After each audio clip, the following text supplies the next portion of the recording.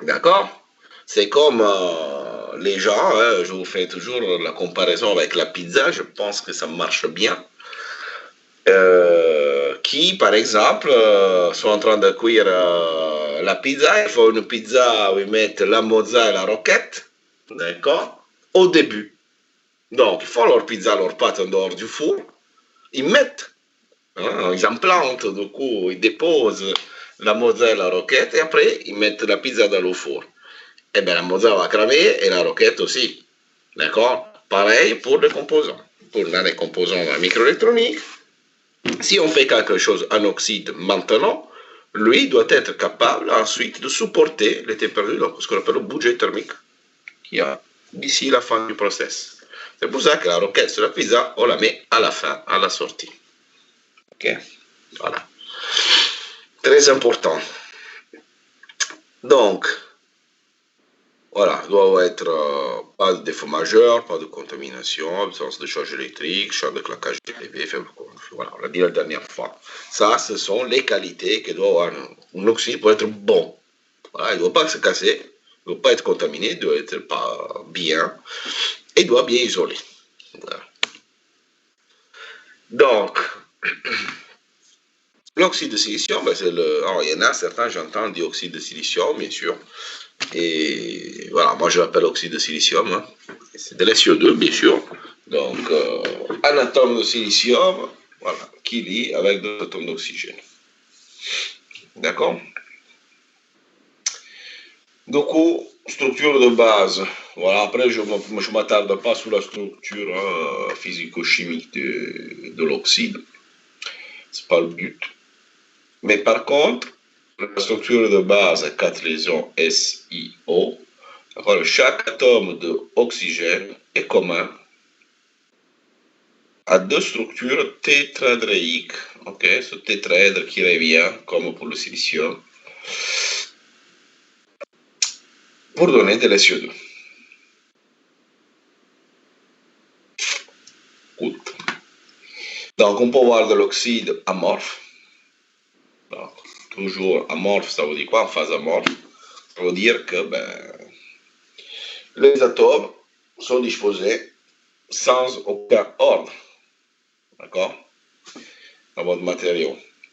Et on peut voir des cristals d'oxyde de silicium où justement ce partage d'atomes d'oxygène qui se fait entre deux atomes de silicium est fait en sorte d'avoir de quoi chaque fois des tétraèdres positionnés d'une certaine façon, où toutes les distances sont respectées et ça nous permet d'avoir un joli cristal d'oxyde.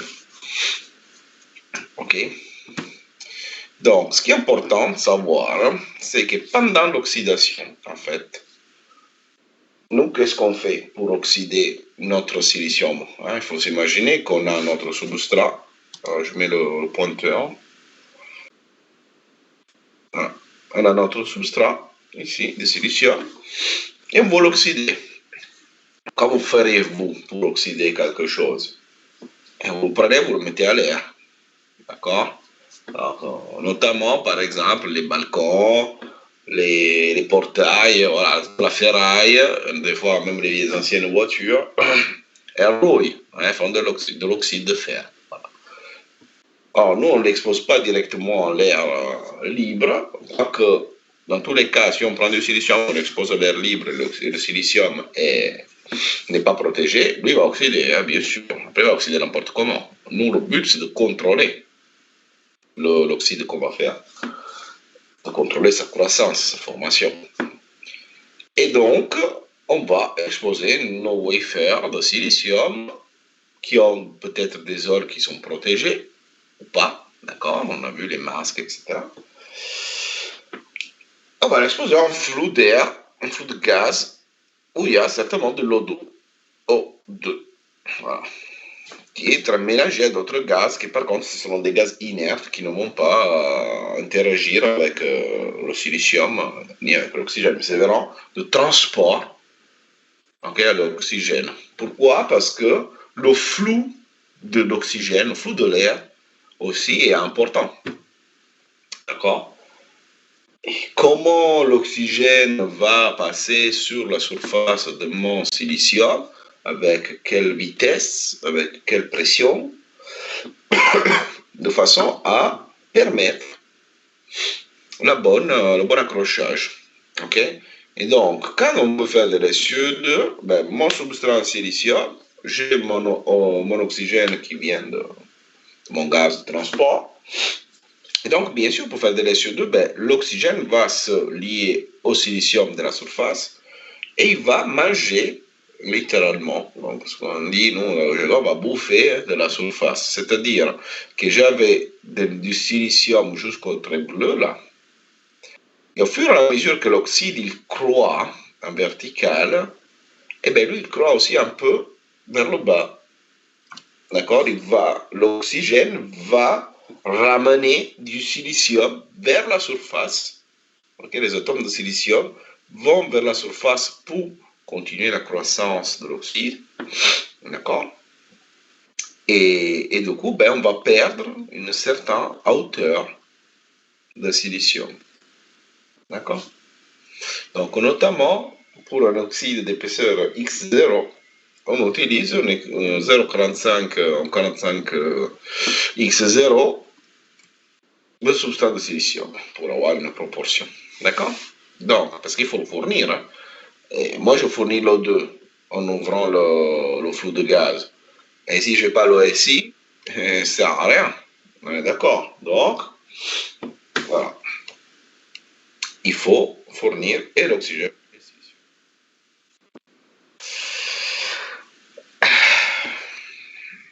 Donc, notamment la présence de cet oxyde, ça a été un peu le facteur clé qui a fait en sorte qu'on utilise le silicium. Deuxième élément le plus présent dans la nature, on a dit, et en plus, oxyde naturel, donc facilement, à faire facilement. Donc, il ne demande pas des conditions particulières de température très élevées. Oui, des fois, oui. Mais bon, naturellement, si j'expose du silicium à l'air libre, comme ça, avec la température ambiante, ben, je vais avoir de l'oxyde. D'accord. Donc, très bon isolant. Et on voit un isolant qui a une energy gap très très important, 9 électronvolts. On peut faire de la croissance d'oxyde, okay. C'est-à-dire, je pars d'un substrat et je fais croître l'oxyde, j'envoie un flux de gaz et lui va récupérer le silicium et croît l'oxyde, ou je peux déposer un oxyde. Voilà, il y a plusieurs façons de faire.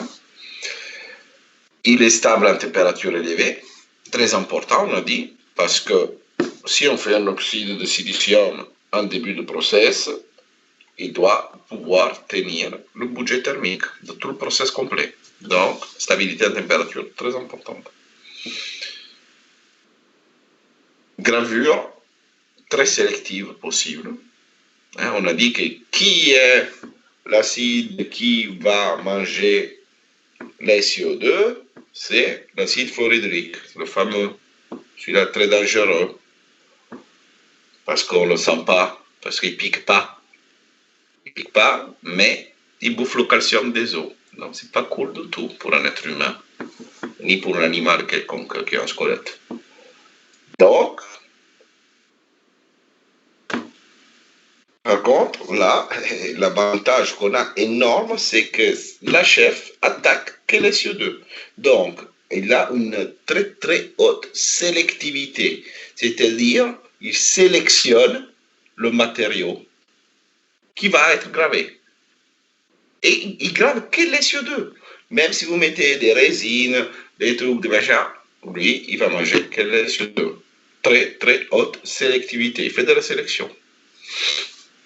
D'accord. Donc, mobilité des dopants qui sont dans le silicium très faible dans l'oxyde. On a dit que les lésions dans un matériau peuvent bouger.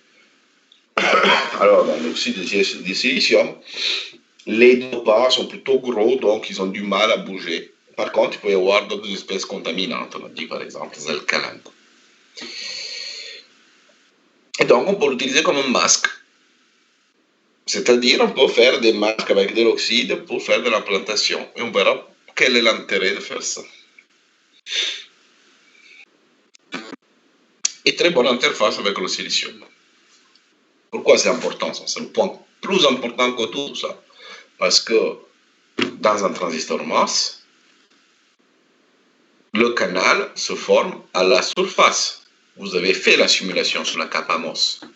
Vous l'avez vu, la petite couche d'inversion qui se formait quand vous appliquez une tension positive sur la grille. D'accord? Et cette couche d'inversion, on a toujours dit, elle se forme à l'interface silicium-oxyde. Donc, si cette interface elle est bien faite, qu'on arrive à avoir des jolies liaisons entre le substrat de silicium et les CO2, ça permettra une conduction non aléatoire. Ça nous permettra de contrôler la conduction dans le canal. Et c'est ce qui fait tout. Parce que si on contrôle la conduction dans le canal des transistors, alors les équations qu'on utilise pour le MOSFET, en saturation, en linéaire, ou ce que vous voulez, auront un sens. Si on prend des équations qui prennent en compte un composant presque idéal et qu'on fait un composant qui est tout pourri, eh bien l'équation ne suivra pas. Donc quand vous allez faire des circuits, vous les simuler avec des équations qui ne correspondront pas à la réalité. D'accord?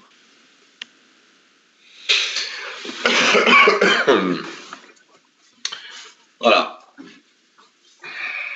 Donc, méthode d'oxydation. On va voir l'oxydation thermique à température, c'est-à-dire une croissance des CO2 sur SI, et un dépôt qui nous permet de faire un dépôt par action chimique et en phase gazeuse. Donc ça, on va voir comment on dépose un oxyde. Il y a des réactions qui se mettent en jeu. Dans le gaz, il y a toujours un flot de gaz. Okay? Mais, du coup, qui nous permet de faire un dépôt d'un oxyde, c'est le fameux réacteur CVD, Chemical Vapor Deposition. Nous, on a vu qu'on pouvait déposer du silicium, et on peut déposer des oxydes. On peut faire du LPCVD, Low Pressure Chemical Vapor Deposition, ou Pressure Enhancement Chemical Vapor Deposition. D'accord? Donc, selon la pression qu'on utilise, okay, et pourquoi on utilise la pression comme paramètre physique de contrôle? Parce que, comme ça, on n'a pas à contrôler la température. Okay? Soit la pression, soit la température. Donc, pour contrôler l'oxydation, on va choisir qui sont les espèces oxydantes, qui va faire en sorte que l'oxygène arrive sous la face du silicium, quelles sont les températures d'oxydation, très important, le contrôle de la température. L'orientation cristalline du substrat, on a dit, va permettre une croissance plus ou moins rapide d'un oxyde. Vous vous souvenez? On a dit, quand on a une phase 1-1-1, c'est-à-dire que je vois beaucoup d'atomes de silicium quand je regarde mon substrat, ben là, mon oxyde il croît rapidement. Donc, bien pour un processus bipolaire. Et après, sinon, quand on fait du 1-0-0, il y a moins de silicium, je dois contrôler mieux, donc, croît plus lentement, bien pour faire des oxydes de grille. Et quels sont les additifs, donc, pour augmenter la vitesse de l'oxydation, la qualité de l'oxydation, qui va m'aider pour transporter l'oxygène, donc, chlorine et l'acide chlorhydrique. Voilà. Et on a vu que le chlore, c'est important dans le procédé de fabrication. Donc, d'abord, on a dit deux méthodes, oxydation thermique et dépôt. D'abord, oxydation thermique. Il y a un dessin un peu ancien, mais auquel je suis lié, donc j'aime bien. Qui aura l'impression qu'on a mis des wafers en bouteille. Mais en fait, non, il faut s'imaginer que c'est un tube de quartz très grand. À l'époque, il ne devait pas être aussi grand, parce que les wafers, on a vu, ils étaient petits. Donc, vous voyez ici, vous avez les wafers. et vous avez un gaz qui rentre dans votre tube en quartz. Ok. Notre spire toujours qui sert à chauffer ce gaz. Le gaz, il passe là-dedans et il va faire en sorte que on puisse oxyder les surfaces des... Donc, vous voyez que même la direction du gaz par rapport là, vous imaginez bien que la plaque qui est en face devant va oxyder plus rapidement que l'autre. Donc, pour le contrôle du process, mais par contre, je peux faire plusieurs plaques en même temps. Voilà. Donc, la réaction entre le silicium et l'espèce oxydante est activée atomiquement. Donc, vous voyez que les températures ne sont pas négligeables, entre 700 et 1200. Ok? Donc, très très hautes les températures. Et donc, les espèces oxydantes, c'est-à-dire qui va nous aider à transporter l'oxygène, ça peut être soit l'oxygène lui-même, soit une vapeur d'eau. Ok? Donc, si j'ai que de l'oxygène, que je n'ai pas d'hydrogène, je n'ai pas d'eau, je suis en train de faire une oxydation thermique sèche. Okay. Alors que quand j'ai de la vapeur d'eau, je dis que je suis en train de faire une oxydation thermique humide. Humide parce qu'il y a de l'eau. Avec ça en phase de vapeur, c'est pas grave. C'est toujours de l'eau. L'eau qui évapore, c'est de l'eau. Ok, donc grand avantage, c'est que par contre, je peux attaquer toutes les surfaces. Vous voyez là, je mis un petit dessin. Donc vous imaginez un flux de gaz qui arrive. Ça, c'est mon composant. Je fais des gravures pour et je vais oxyder tout ça. Et ça permet donc d'aller oxyder complètement de partout. Ok, l'oxydation thermique n'est pas très unidirectionnelle, n'est pas anisotrope, elle est plutôt isotrope. Voilà, dans toutes les directions. Ok, donc la différence, attention. Oxydation sèche, il n'y a que de l'oxygène qui est utilisé comme gaz. Oxydation humide, il y a de l'eau, dans la vapeur d'eau. Okay.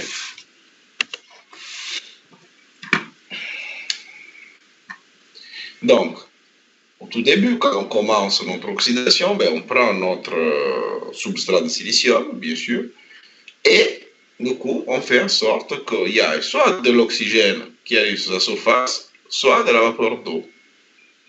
Ok? Et donc, silicium pour plus oxygène, ça fait CO2, et silicium plus après l'oxygène, on se met avec le CO2, et on a un résidu d'hydrogène. Voilà. C'est pas compliqué comme réaction. D'accord?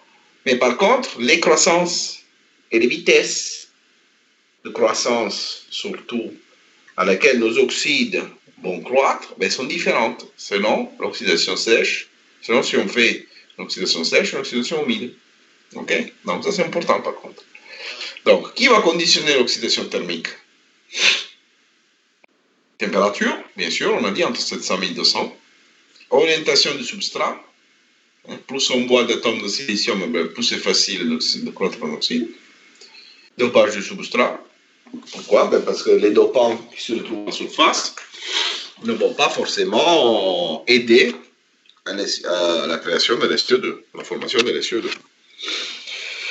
Pression partielle de l'espèce oxydante, donc comment le flot du gaz va arriver sur la surface du silicium, et présence des impuretés dans l'air par exemple.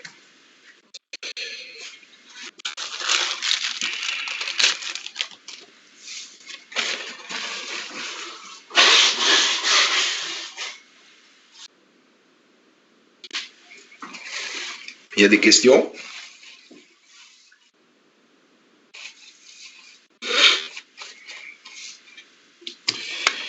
Allez. Donc là, je fais un petit parallèle, juste pour vous donner quelques informations. Donc, quand on fait une oxydation sèche, du coup, c'est une croissance qui est lente. Ok. Pour apporter quelques paramètres. J'ai des messages là? Je suis connecté avec BDC, il y a des coordinates. Ok. Donc, vous voyez que faire croître 100 nanomètres d'oxyde, ça prend 5 heures. Donc, si on est dans un labo, on s'en fout, parce que, bah, on a le temps. Si on est en industrie, on s'en fout pas. D'accord? Donc, on ne va pas. Donc, l'importance de trouver différentes méthodes pour différentes utilisations de l'oxyde, et tout est là, de la productivité que vous pouvez avoir sur votre fabrication de composants. D'accord? Donc, l'oxyde très dense, de très bonne qualité par contre. Voilà le trade-off, le compromis. Hein? Vous allez devenir ingénieur. Le but, c'est ça, ingénieur. Savoir que rien n'est gratuit dans la vie. Hein? Et que tout est un compromis. Donc, si vous payez avec du temps, vous allez avoir un oxyde de bonne qualité. C'est-à-dire donc une haute tension de claquage. Après, attention, hein, c'est pas que la qualité, c'est aussi l'épaisseur de l'oxyde qui fait en sorte qu'on puisse claquer plus tard. Et très faible courant de fuite. Voilà ce qu'on cherche. Donc, idéal pour faire des oxydes de grille minces, fins.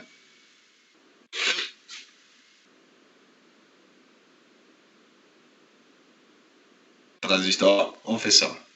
Oxydation humide, du coup, ben vous imaginez bien que s'il y a un résidu d'hydrogène, ce n'est pas aussi propre que dans le cas de l'oxydation sèche. D'accord? Mais par contre, c'est une oxydation très rapide. OK? Et qui par contre donne plus d'impureté, plus de défauts.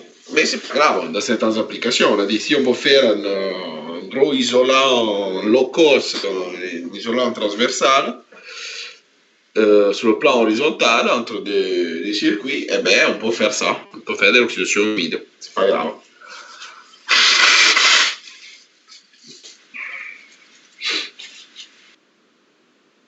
Après, voilà, nous, on peut aussi mélanger les deux.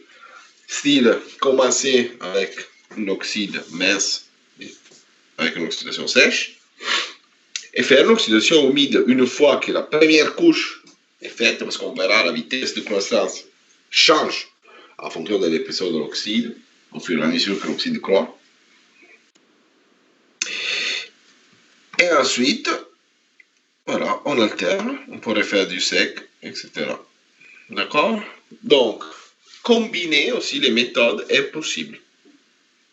Et pour obtenir différents résultats. En fait, si on connaît les bases, toutes les petites briques, après on peut faire tout ce que la physique nous permet de faire. Voilà. Pareil comme quand on fait une pizza, quand on fait un gâteau. Ouais. Donc, comme il croit en oxyde. Alors, attention au schéma. Vous avez substrat de silicium ici. Ok. Vous avez votre interface. Ok. Et vous avez votre SO2 qui est en train de croître. Là. Et là, vous avez les gaz qui vont toucher au lambir, je ne sais pas si on le dit en français, lambir, mais qui vont toucher la surface de votre échantillon. Ok? Donc, vous avez trois phases principalement. Le transport de la phase oxydante à l'interface gaz-oxyde. Donc, ça, c'est la phase oxydante. Ok? Qui arrive avec une certaine concentration, Cg. Donc, selon que je me trouve au début de mon oxydation ou vers la fin, le mélange de gaz verra soit en interface si je suis au début de la croissance, soit une interface SO2 plus ou moins épaisse. D'accord? Donc, ce mélange de gaz, qu'est-ce qu'il doit faire une fois qu'il arrive sur la surface de votre échantillon? Mais il doit diffuser à travers l'oxyde déjà existant. Donc, il est là, hein, c'est des petites boules bleues, quoi. D'accord? Donc, le gaz arrive et lui doit pénétrer, donc il doit diffuser. Vous vous souvenez ce que c'est la diffusion? D'accord? Il y a une différence de concentration de ce gaz. OK? Ici, concentration élevée, c'est G. Ici, concentration très faible parce que je suis dans le silicium. D'accord? Donc, différence de concentration. Qui dit différence de concentration dit diffusion de l'espèce. Donc, ce gaz, il va diffuser hop, dans l'oxyde et il va réagir avec le silicium. Pourquoi il a besoin de diffuser? Parce que si dans mon gaz, j'ai vu ce qu'il y a soit de l'oxygène, soit de la vapeur d'eau. Donc hydrogène, oxygène. Si mon gaz, il est là, et va toucher cette surface ici, il fait rien. On est d'accord? Il a besoin d'aller chercher le silicium qui est là, qui est de plus en plus couvert par l'épaisseur de l'oxyde qui est en train de croître. Donc, au fur et à mesure que l'oxyde croît, le processus de croissance ralentit parce que l'espèce gazeuse qui forme le mélange de gaz pour l'oxydation doit pénétrer l'épaisseur d'oxyde pour aller chercher le silicium et faire de la CO2. Et c'est là que la réaction a lieu, sur l'interface F2. C'est l'interface, le flou F2. Ok? C'est clair ce passage, c'est pas fondamental. Si vous comprenez ça, vous comprenez tout. Hop, là.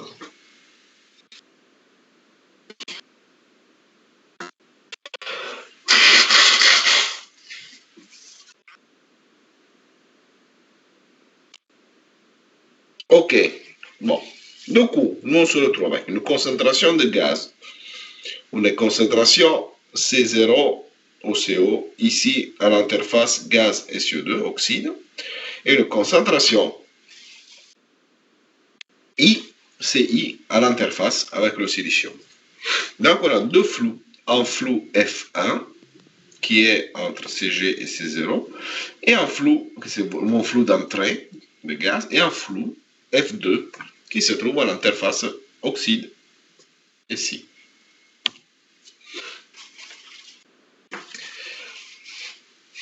Donc, on a une réaction chimique entre mon gaz, que je fasse de l'humide, de l'oxydation humide, oxydation sèche, c'est pas grave.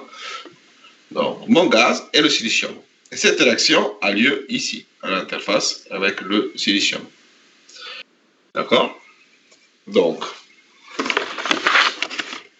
attendez, je dois me déplacer. Hop. On a décrit la concentration des espèces. Okay? Oxydante, voilà, l'interface, toutes les interfaces, etc. Donc, vous voyez bien que la concentration de gaz à l'interface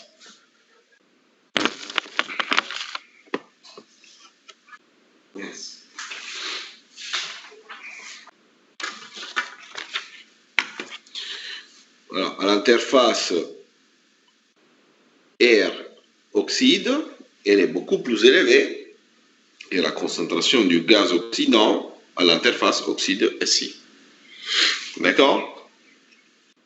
Ce qui permet la diffusion. Donc, on peut décrire le premier flux, F1, ici, okay, comme la dérivée de cette concentration par rapport à X, hein, c'est X, c'est la distance dans l'oxyde, la profondeur, et qui multiplie D, que c'est le fameux coefficient de diffusion. Hein. Vous les connaissez, les coefficients de diffusion, on les a déjà vus. Okay, avec la relation d'Einstein, etc. Il y a le K dedans, la mobilité, etc. D'accord? Donc, les CO2 aussi, là, sont coefficient de diffusion. Et donc, le flux F1, il dépend de quoi? Il dépend de la variation de la concentration du gaz à l'interface, dans l'oxyde, et multiplié par le coefficient de diffusion.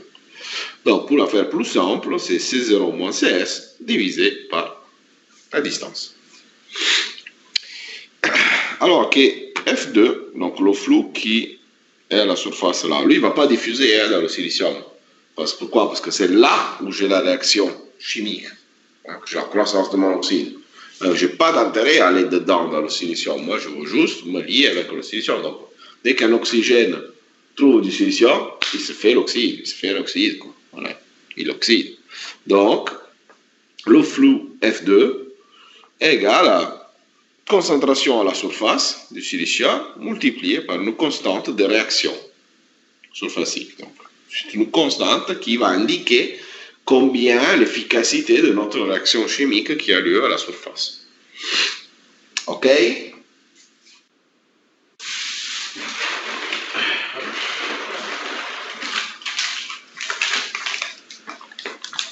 Voilà.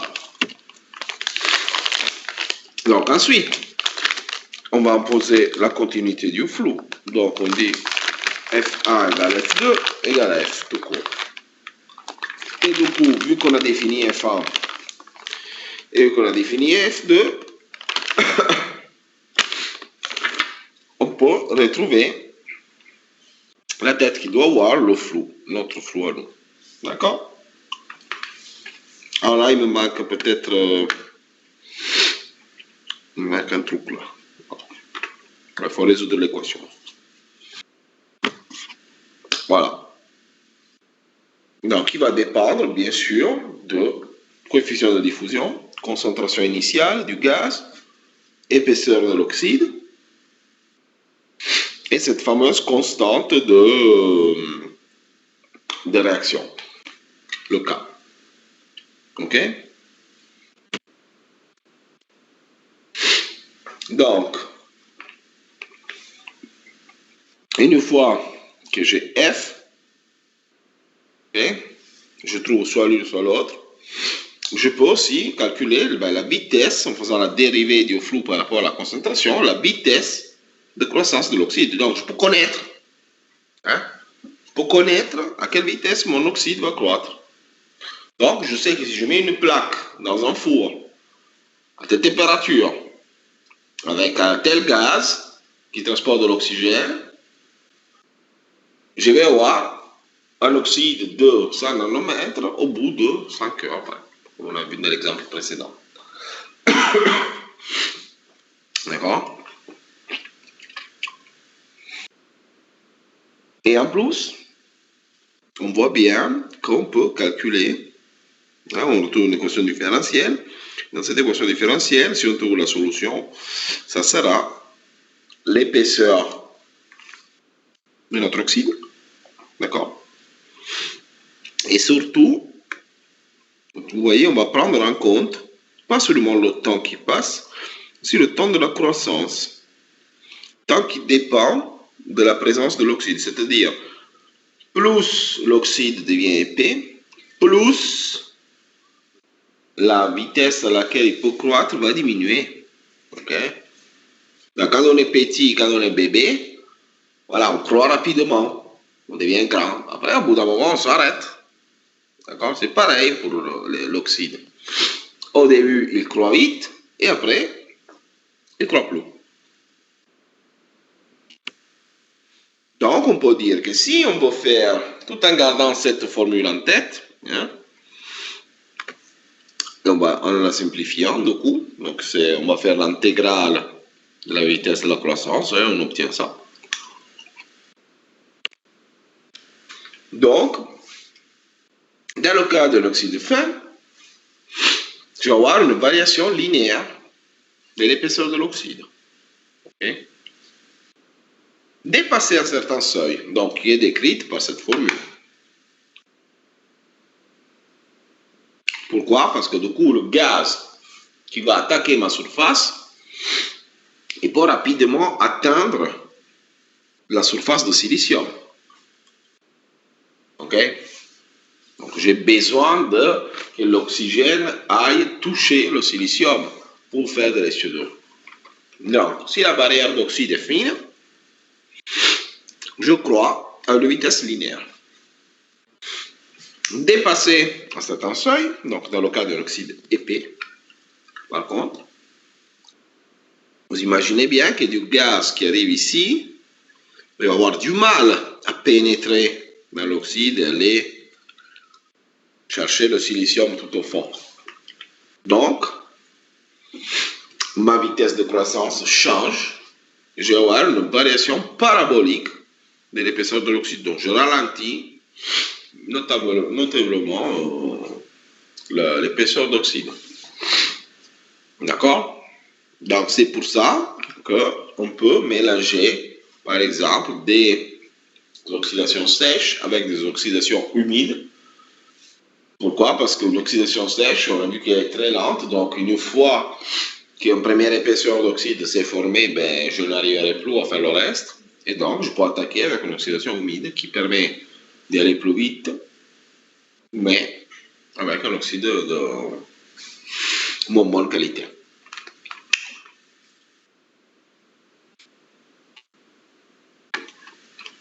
On est bon?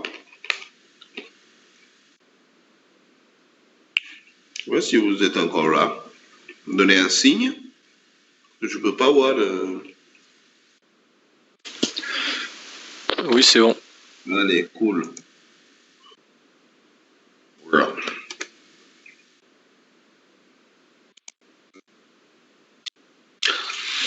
Voilà. Donc, ce modèle, hein, c'est ce qu'on appelle faire de la modélisation. C'est-à-dire, on a une formule mathématique qui exprime un comportement physique. Dans ce cas, on a une formule mathématique, donc un modèle mathématique, qui exprime la croissance de l'oxyde.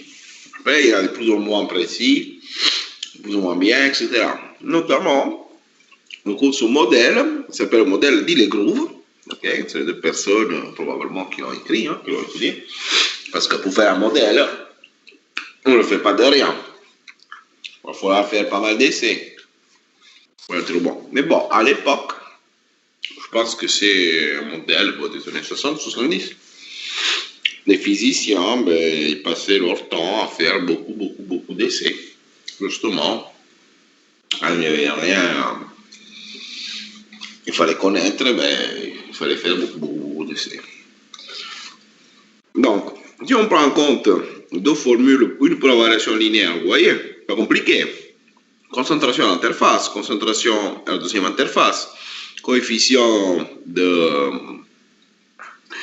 la réaction chimique, le temps plus une constante taux, que c'est aussi le temps qui va dépendre, qui va prendre en compte l'épaisseur de l'oxyde. Et après, par contre, quand on a une variation parabolique, là on prend en compte aussi le coefficient de diffusion. Ok? Et bien sûr, il y a une racine qui va faire en sorte qu'on se retrouve avec une parabole. Donc, pour les rendre plus simples, plus lisibles, même si déjà pour moi je trouve qu'ils sont pas mal, ils ont défini des constantes, ok, d'Ille-Groove, AB et rapport B sur A. Voilà. Pour faire en sorte d'avoir des équations encore plus simples. Vous voyez, B sur A, T plus tau, et l'autre c'est racine de B, T plus tau. Donc, B sur A va décrire la réaction en surface. Ok? Donc, c'est ce coefficient-là, en gros, où il y a le coefficient de la réaction. Et donc, je l'ai quand j'ai une variation linéaire donc pour les oxydes minces. Alors que B, à lui tout seul, va prendre en compte le coefficient de diffusion et donc va nous donner l'information sur le transport de diffusion de l'espèce oxydante. Alors, sans se prendre la tête, ces coefficients, c'est des coefficients qui ont été faits pour simplifier les choses. Moi, je ne les trouvais pas compliqués dès le départ, mais bon, ça rend les équations plus lisibles, ok? Mais c'est rien de méchant. Voilà. Donc, qu'est-ce que vous devez savoir faire pour l'examen? Vous devez savoir, déjà, connaître la différence, la vitesse de croissance d'un oxyde épais et un oxyde fin, connaître les petites lois qui permettent du coup de modéliser la croissance, okay? Et ensuite savoir lire ce type de graphe, d'accord?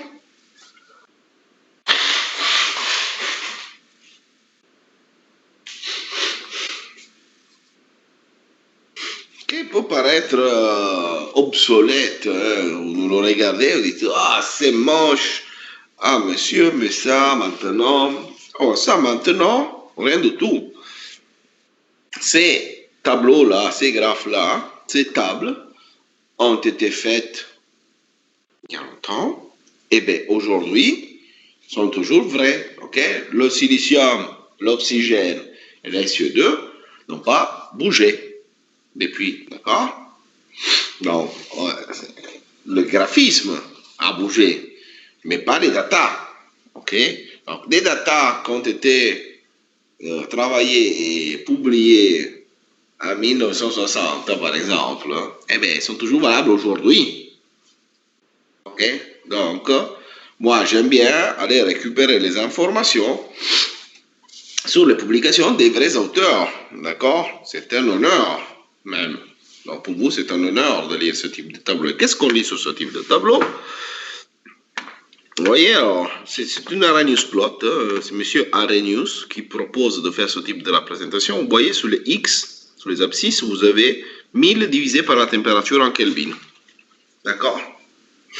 Pourquoi? Parce que vous vous souvenez, dans toutes les équations physiques, hein, souvent, il y a la température qui est au dénominateur de l'exposant de l'exponentielle.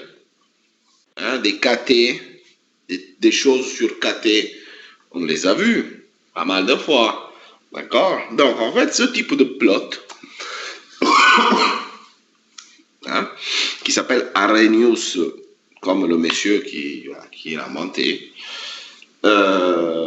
permet justement de voir en fonction de la température et d'extraire un paramètre clé du mécanisme physique ou chimique qui est l'énergie d'activation. C'est quoi l'énergie d'activation? Ce fameux EA, d'accord? C'est la pente de cette courbe. C'est l'énergie qui se trouve justement au numérateur de l'exposant de l'exponentielle de nos équations. Ok? Quand on a quelque chose de exponentielle, c'est pourquoi? Parce que là je suis un sémilog, donc là j'ai l'impression que c'est linéaire, mais en fait là je suis un sémilog. Donc c'est comme ça que je comprends que c'est un exponentiel. Je sais que la pente de cette courbe va me donner l'énergie d'activation de mon phénomène. Et c'est quoi le phénomène en question? Le croissance d'oxyde. Après, vous pouvez faire des Arrhenius plots pour tout. D'accord? C'est-à-dire, au fait, définissez un critère d'un mécanisme physique, voilà, et vous faites la mesure à différentes températures pour voir à chaque température, dans ce cas, combien de temps met à croître un oxyde d'épaisseur, cette épaisseur. Donc, eux, par exemple, ils montrent la vitesse de croissance parabolique, ok? Donc, le fameux coefficient B, ok? En fonction de 1 sur la température. Vous voyez, les degrés Celsius sont là. Donc, ne soyez pas choqués si vous voyez 1200 à gauche et 550 à droite. C'est normal parce que nous, on est parti de cette représentation qui est une représentation qui voit la température au dénominateur. Ok, donc ce qu'on voit en plus, ce qu'on doit apprendre à lire, c'est faire la distinction entre oxydation sèche et oxydation humide. Alors, vous voyez bien que oxydation humide, c'est quand j'ai de l'eau, l'H2O, donc ici et ici, alors que cette ligne noire ici, c'est une oxydation sèche. Pourquoi? Parce qu'il m'indique de l'O2, il n'y a pas d'hydrogène, d'accord? Ok? Donc, vous avez deux différentes énergies d'activation. Donc, il faut fournir une énergie différente pour avoir une croissance parabolique d'un oxyde épais. Si je fais une oxydation humide et une oxydation sèche. Et on voit bien que pour faire une oxydation humide, je dois fournir moins d'énergie. D'accord? C'est une énergie d'activation plus faible. C'est-à-dire, je ne suis pas obligé d'atteindre des très très fortes températures pour avoir des épaisseurs importantes d'oxyde. Ok? Et après, question, c'est quoi le torr?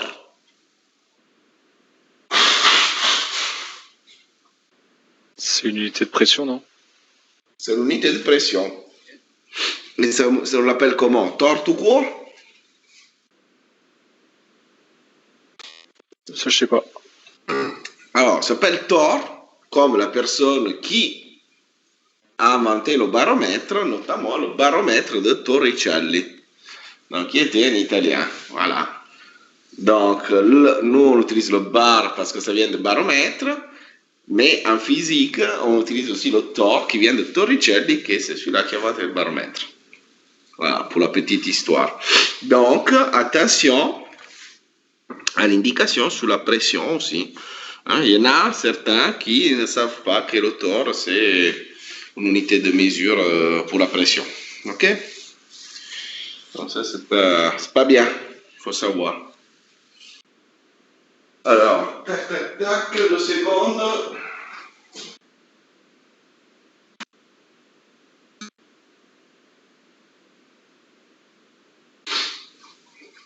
J'arrive, je vais boire un verre d'eau. Je ne peux pas.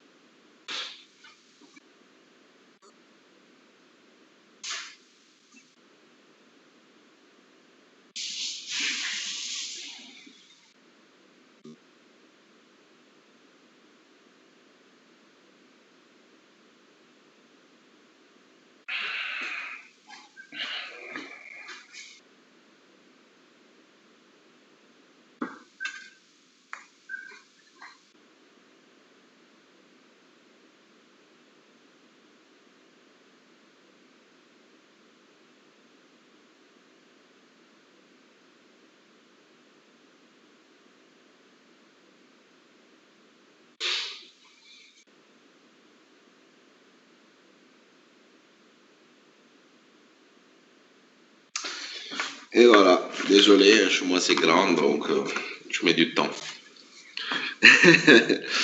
Ah, c'est pas vrai, c'est juste que je marche lentement. Donc voilà, du coup vous avez ce type de tableau pour les croissances paraboliques oxydées et ce type de graphe.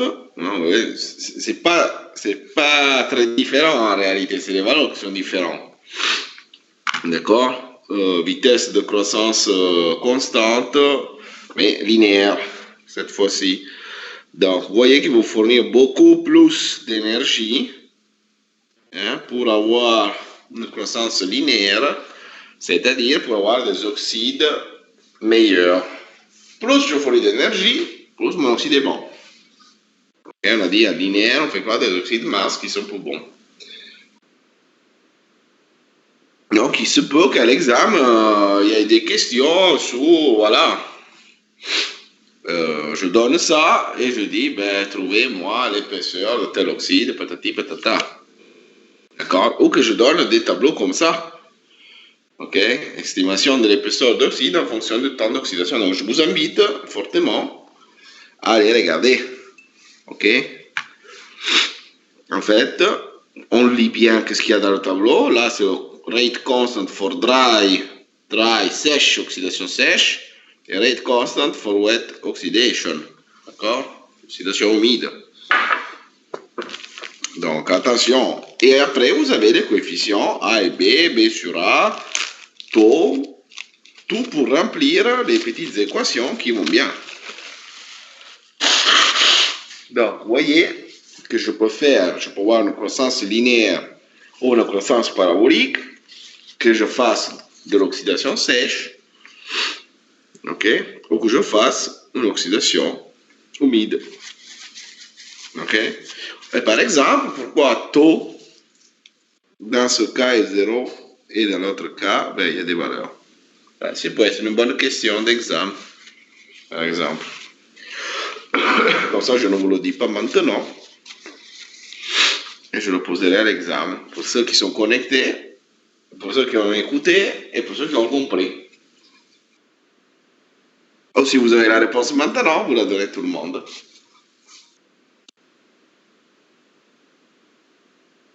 Moi, je pense que j'ai la réponse. Oui, c'est simple. Hein? C'est parce que dans le deuxième cas, la réaction elle est instantanée, donc quelque chose comme ça, non? Elle est très très petite, donc on la néglige. Quand on fait de Wet l'oxydation oxidation. humide, Ouais. et pourquoi elle ne devrait pas être instantanée quand on fait du dry? C'est ce qu'on a dit avant, c'était que c'était plus rapide pour l'une et plus long pour l'autre. Yeps. D'accord? Donc lui, en fait, ce fameux coefficient va prendre en compte la vitesse de la réaction et l'épaisseur de l'oxyde. Donc on a dit que comme l'humide va plus vite, voilà, bien, bien. Bon, je ne remets pas l'examen alors, si on a déjà dit. Eh si. Ah, l'arnaque. Mais c'est bien de savoir. Eh bien, vous faites une école juste parce que vous devez vous enrichir de culture, pas forcément pour l'examen, pour la note. Voilà, donc après, il faut la note pour avoir le diplôme. Mais vous êtes fan de Steve Jobs, vous êtes la génération qui aime travailler dans les garages, faire des entreprises dans les garages.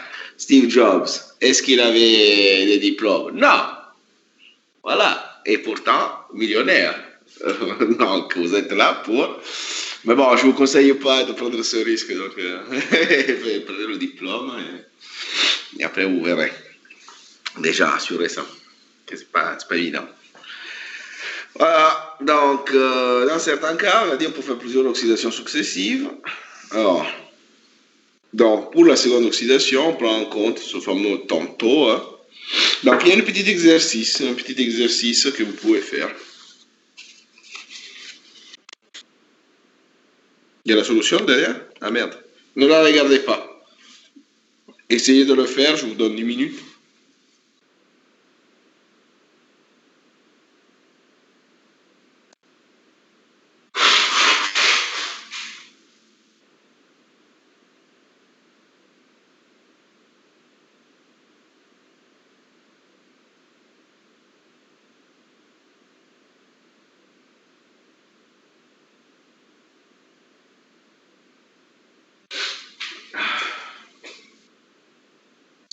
Je respire un peu, je prends un biscuit. Oh, non, non.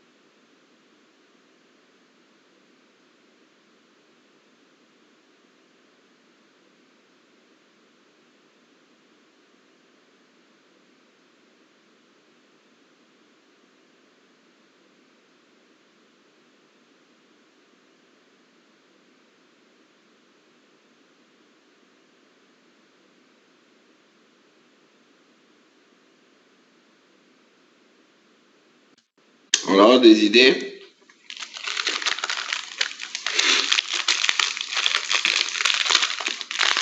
Ok.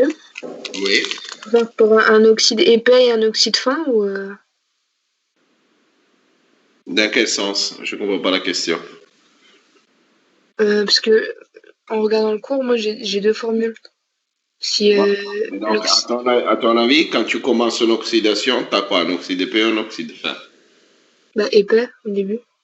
Pourquoi épais au début et fin à la fin? Ah oui non l'oxyde pardon. Oui, ok donc. Moi, je suis né tout petit, après, je n'ai pas grandi beaucoup, mais j'ai grandi en largeur, donc Oui voilà, ok. j'ai grandi après.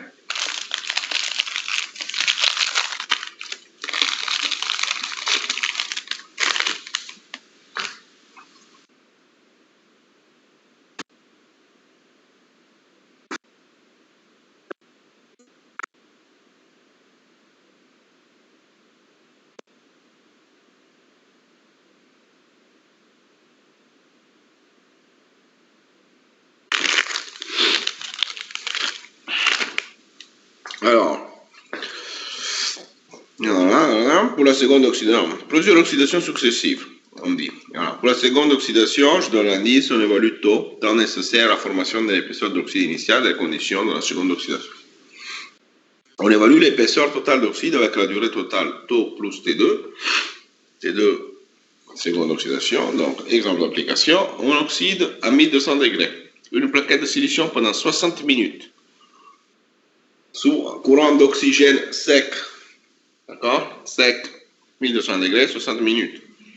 Pour obtenir un oxyde d'isolation active. Calculer l'épaisseur d'oxyde. On effectue ensuite une oxydation humide. Donc, une deuxième oxydation. Donc, j'ai déjà l'oxyde. Qui donnera l'épaisseur de 1 micromètre supplémentaire. Quelle est l'épaisseur finale de l'oxyde? Et quel est le temps d'oxydation humide?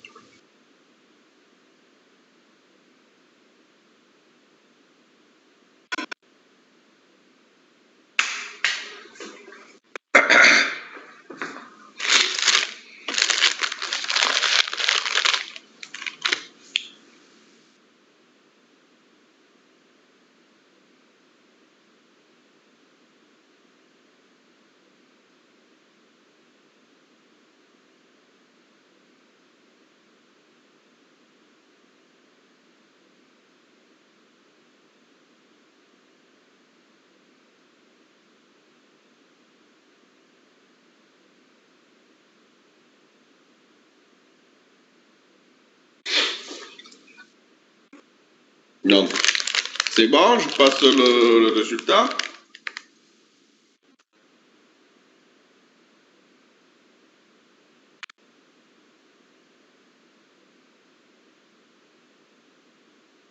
Parce que sinon, je mange trop de galettes, après, je grossis encore plus.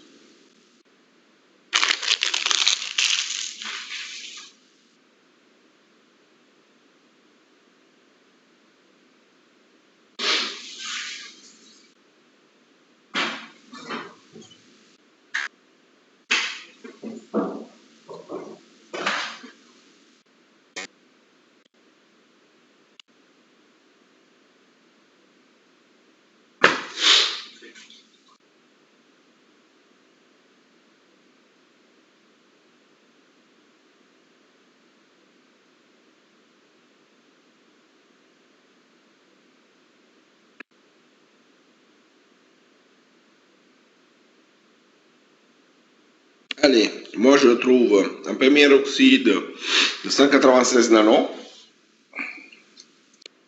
Et après, à la fin, après 1h32 d'oxydation humide 1200, on va voir une augmentation de voilà, 100 nanos.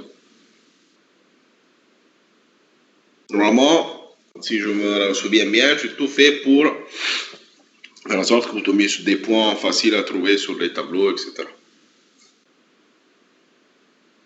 D'accord? Donc, pas compliqué, hein? Ça suffit de comprendre quelle est la température, combien de temps et quel type d'oxydation. Hop, on revient sur nos jolis tableaux, sur nos jolies courbes. On va retrouver les paramètres A et B et après savoir que d'abord on fait une croissance linéaire, après une croissance parabolique. Et monsieur, le T plus taux, vous l'avez converti en secondes? Ou faut le laisser en heures, non? Pourquoi moi j'ai mis converti en secondes? Moi j'ai mis 1,32 heures.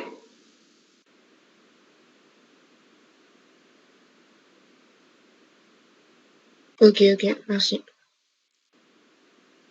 C'est bon ou c'est pas bon? Je n'ai pas mis en secondes. Après vous voulez mettre en secondes, vous mettez en secondes, mais tout est en heure, hein? Ici le taux. Et là aussi les temps sont en heure, éventuellement. Vous voyez, le rate, les vitesses de croissance, voilà. C'est du mu au carré sur heure. Mu au mu au carré sur heure.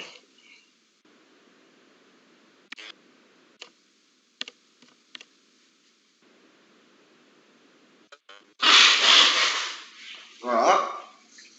Donc, après on peut faire des mélanges, hein, bien sûr, on peut voir plusieurs types d'oxydation, et donc des croissances différentes. Donc après, je peux extraire voilà, l'épaisseur d'oxyde en fonction du temps d'oxydation, voilà, 5 minutes, pour cette oxydation-là. Okay. Donc là, c'est une oxydation humide. Ok, on a une pression de 0,84 atmosphères. Voilà. Et là, voilà, je vois la différence qu'il y a si je crois sur du silicium orientation cristalline 1,1,1, sur du silicium orientation cristalline 1,0,0. Et qu'est-ce que je vois? C'est que pour n'importe quelle température, le 1,1,1,1 va toujours plus vite, donc pour croître les oxydes toujours plus vite par rapport au 1,0,0. Pourquoi? Toujours pour l'histoire qu'on a plus d'atomes de silicium qui sont exposés à la surface et donc c'est plus facile pour l'oxygène de se lier au silicium. Voilà, d'autres exemples, ça c'est une oxydation sèche. Donc là, ça nous permet d'extraire directement l'épaisseur d'oxyde. Voilà, je ne sais pas, 1000 degrés, paf, sur du substrat 1,1,1, hop, j'ai 5 minutes pour obtenir 100 nanomètres d'oxyde. Okay. Habituez-vous à lire des graphes. Trop de gens ne mettent pas les unités de mesure. D'accord? Eh bien, c'est très grave. C'est très grave. Très, très grave. D'accord? Donc, je vous mets encore un exemple. Oxydation humide 1 heure à 900 degrés, avec un certain coefficient, géroxyde, épaisseur totale. Voilà, vous allez calculer. Donc, la première épaisseur, on l'évalue directement avec une équation. D'accord? Ce que vous vous souvenez, c'est ce qui est donné. Pour la seconde oxydation, on évalue le temps associé à la formation de l'épaisseur d'oxyde initial dans les conditions de la seconde oxydation. Voilà, comme tout à l'heure, on évalue l'épaisseur. Donc ça, vous le faites tranquillou. Voilà, on ne sait jamais si ça tombe à l'examen. Ben, si vous l'avez fait, tant mieux. Donc, on a dit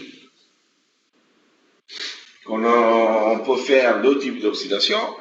L'oxydation thermique, qu'on a vu, qui peut être humide ou sèche, d'accord, avec différentes vitesses de croissance, etc. Donc, on dit de croissance de l'oxyde. Et après, on peut faire un dépôt d'oxyde, d'accord? C'est-à-dire qu'on le dépose sur la surface. Ok? Donc, c'est-à-dire, j'ai mon substrat de silicium, je prépare la surface de mon silicium avec ce qu'on appelle un RCA, donc des bains ou des attaques particuliers, pour faire en sorte que j'ai un bon nombre de liaisons pendantes. On a dit quand on est silicium, dans le substrat de silicium, à la surface, il y a des petits siliciums qui ont voilà, une liaison qui n'est pas faite, hein, ce qu'on appelle liaison pendante, qui est en l'air et qui attend, voilà, le silicium, lui, il attend toujours de se créer un lien avec quelqu'un, possiblement un lien covalent. D'accord? Donc, pour optimiser, pour nettoyer les surfaces, parce que par exemple, entre une étape et une autre, mon substrat de silicium était contaminé, il y a des impuretés qui sont parties dessus. Donc, qu'est-ce qu'on fait? On nettoie la surface, on la prépare. Et après, on peut utiliser différentes techniques de dépôt, exactement comme on a vu pour le silicium. Donc, LPCVD, low pressure, donc faible pression chemical vapor deposition, ça veut dire j'ai une vapeur de quelque chose, ok, qui arrive sur mon silicium, une réaction chimique s'engendre, et du coup, je forme de l'SiO2.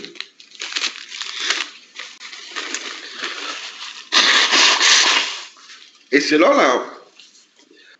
la température que j'utilise, je peux avoir de la basse température, de l'haute température, au type BPSG, donc je ne me souviens pas l'acronyme, maintenant on le verra ensuite. Donc, aussi parce que je ne fais pas trop de lui.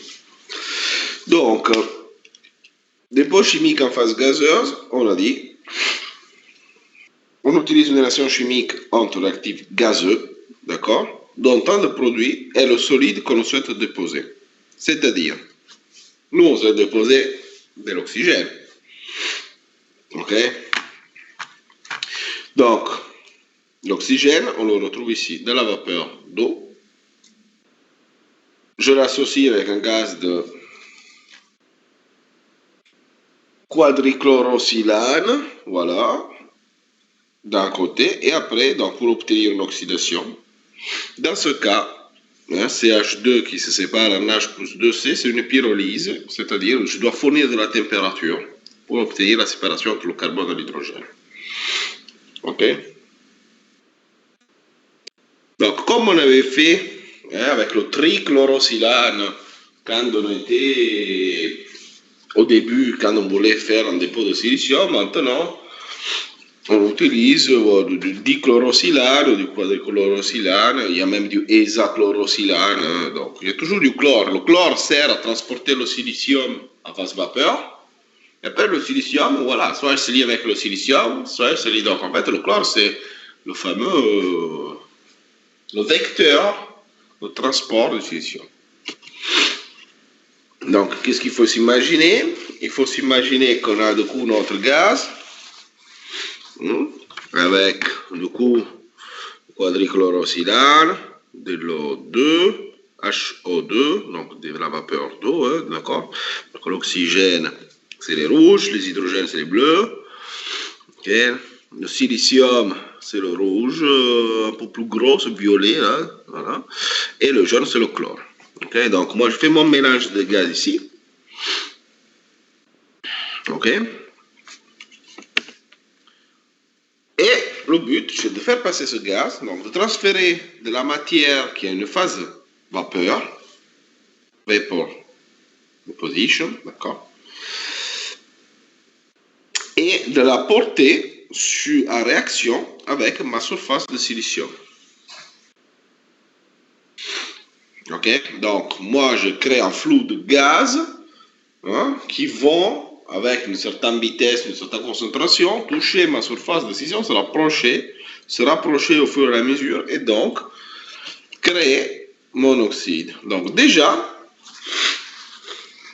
j'ai ma réaction en phase gazeuse qui se fait pendant le transfert, c'est-à-dire quadrichlorosilane et la vapeur d'eau,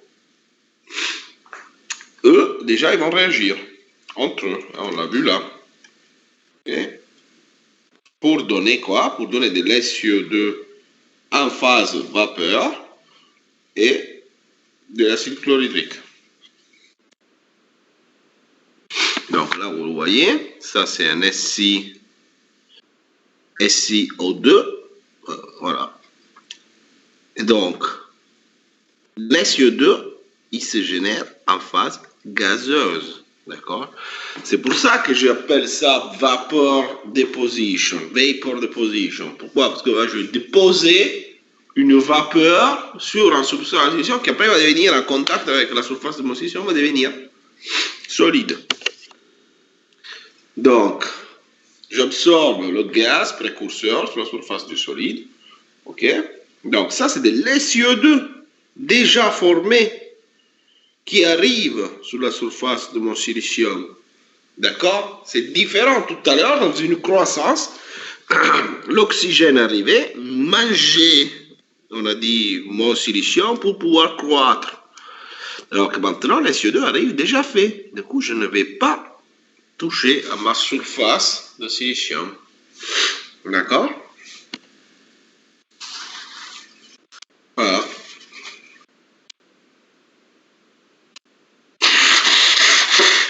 Et après, je peux avoir, bien sûr, des fois, des réactions chimiques avec la surface, où, ben, finalement, j'ai autre chose qui arrive, je me retrouve avec du silicium qui arrive sur du silicium, mais je n'ai pas d'oxyde.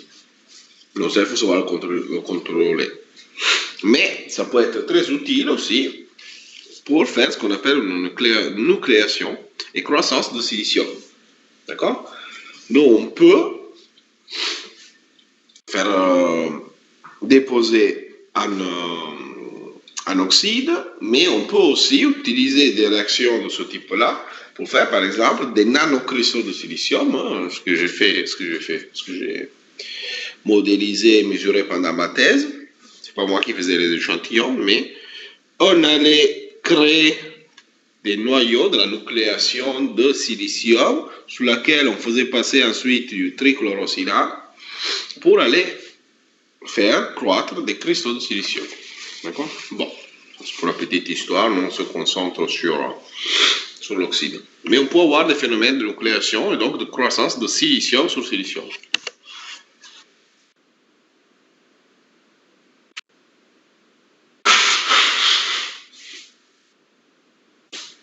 Voilà. Donc après, selon la température qu'on va utiliser, on peut avoir de l'oxyde basse température, LTO, low temperature oxidation, ou HTO, etc. Donc LTO, faible température. Donc forte réaction du silane, qui est toujours là. Ok.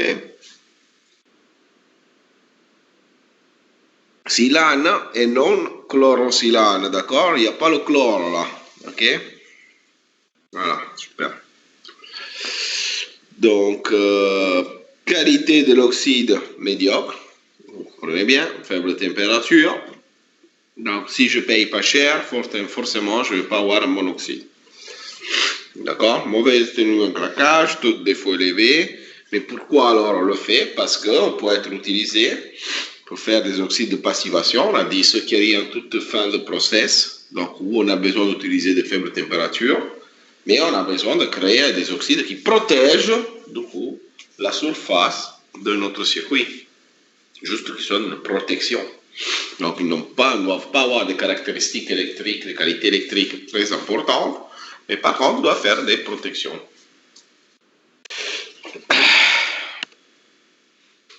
Ou sinon, je paye un peu plus cher, donc je monte la température, okay, je fais du HTO. Et donc, dans ce cas, par contre, j'utilise du chlorosilane, okay, qui est là, mélangé avec d'autres gaz, soit avec de la vapeur d'eau, soit avec de l'azote, pour avoir toujours mon SiO2 à la fin, en phase solide. Donc, température supérieure à 100 degrés, et j'arrive à obtenir des oxydes, alors, proches des oxydes thermiques, mais proche de loin. Ce n'est pas l'oxyde thermique, ce n'est pas un HTO qui va être utilisé pour faire un oxyde de grès. Si vous faites un oxyde de grès avec un HTO, c'est un oxyde très piégeant, D'accord? Parce que du fait qu'il y ait de l'azote, par exemple, là-dedans, il se peut que dans le monoxyde, je retrouve de l'azote aussi, et donc qui peut être un problème. D'accord? HTO, on l'utilise pour faire un certain type d'oxyde, mais pas les oxydes de grès. Moi, je ne l'utiliserai pas.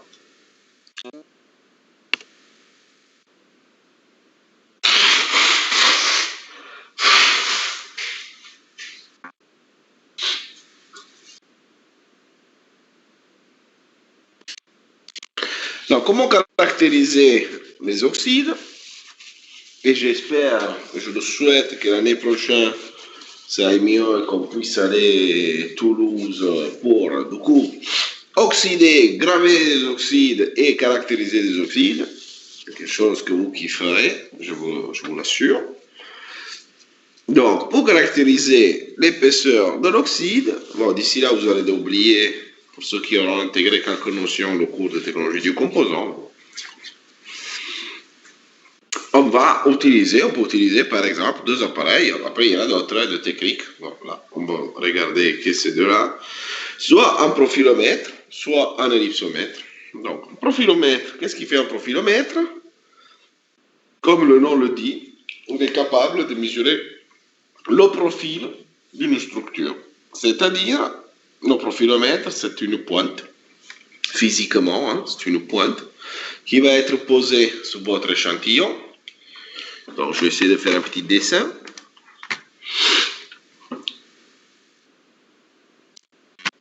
Alors, pour la partie profilomètre, alors, je suis là. Hop. Donc, on a dit, on a un échantillon, et on imagine, tac, notre substrat de silicium, notre wafer, avec un oxyde. Voilà, ça c'est de l'ox. C'est du SI.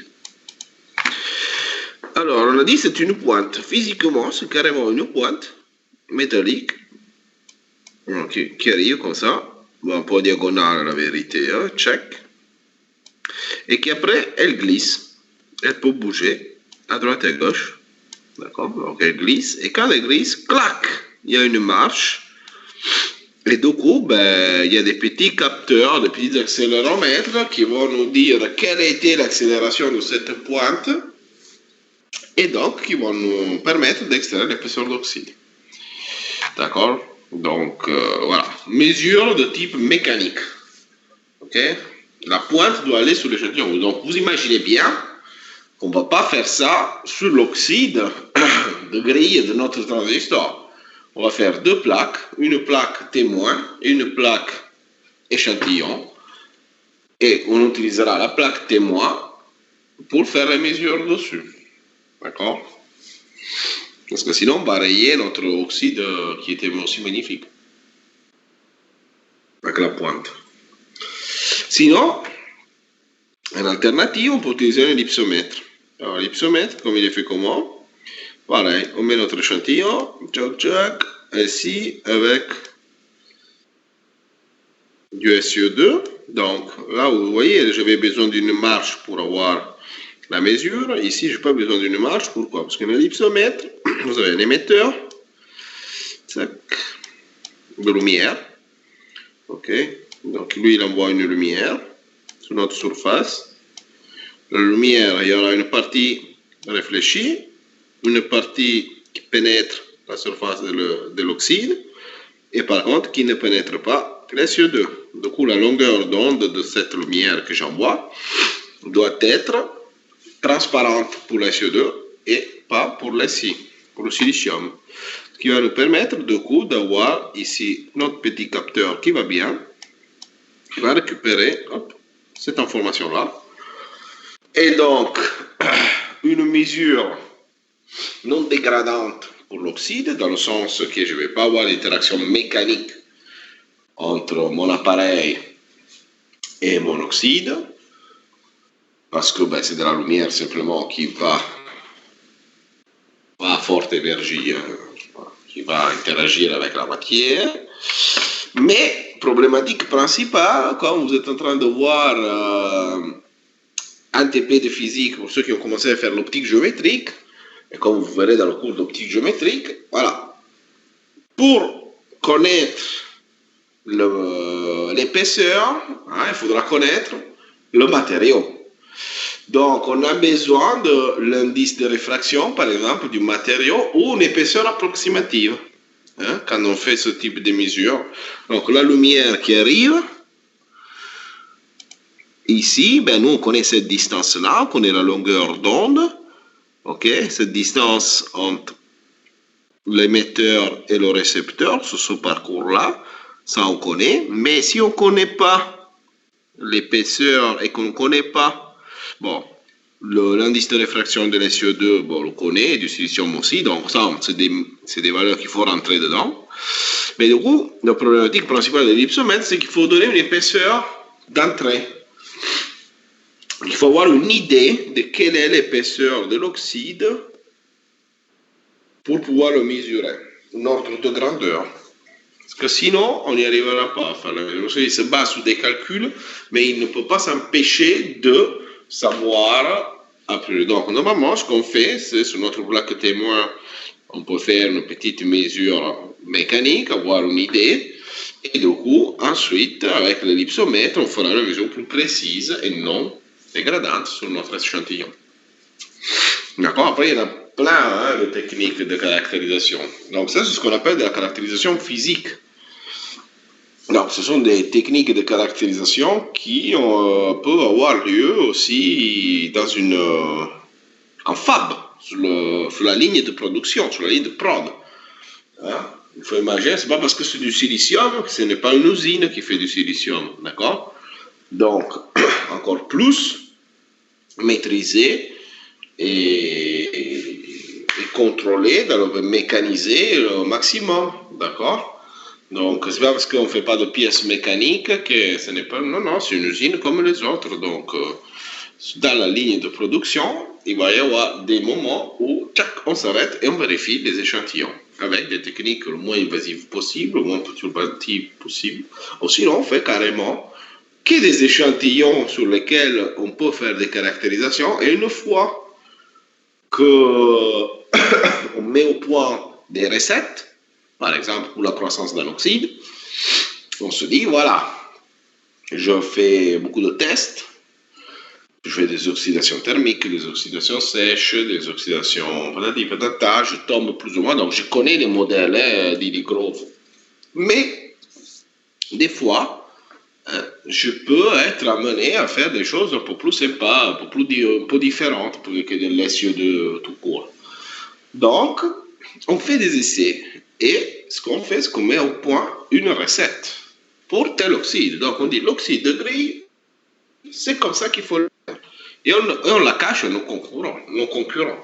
On ne veut pas que les autres nous piquent nos recettes. Donc, on fait notre oxyde, nos tests, et après, une fois que c'est bon, voilà, là, on peut entamer une production. Une fois qu'on fait tous les tests de caractérisation, de fiabilité, etc., etc., etc.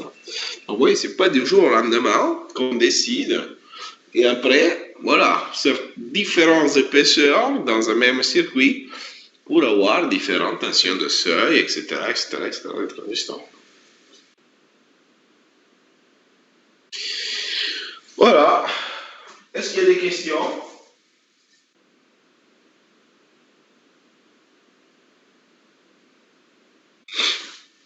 Any question?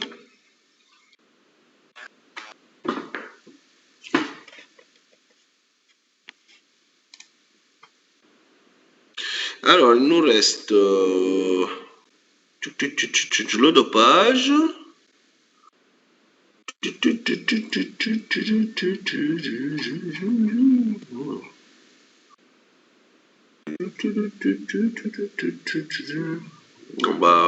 la gravure. La gravure, ça va. Donc, on va commencer un petit peu le dopage en toute tranquillité. Ok. Est-ce que vous avez fait la gaussienne en probastat avec M. Poste-Pellerin?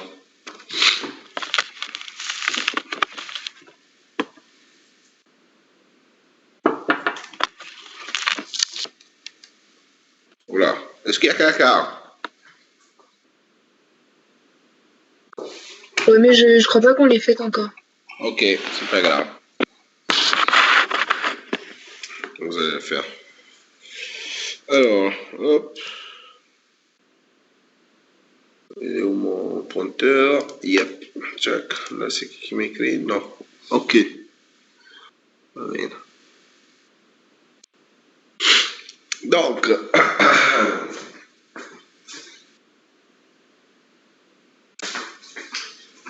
c'est quoi une couche active?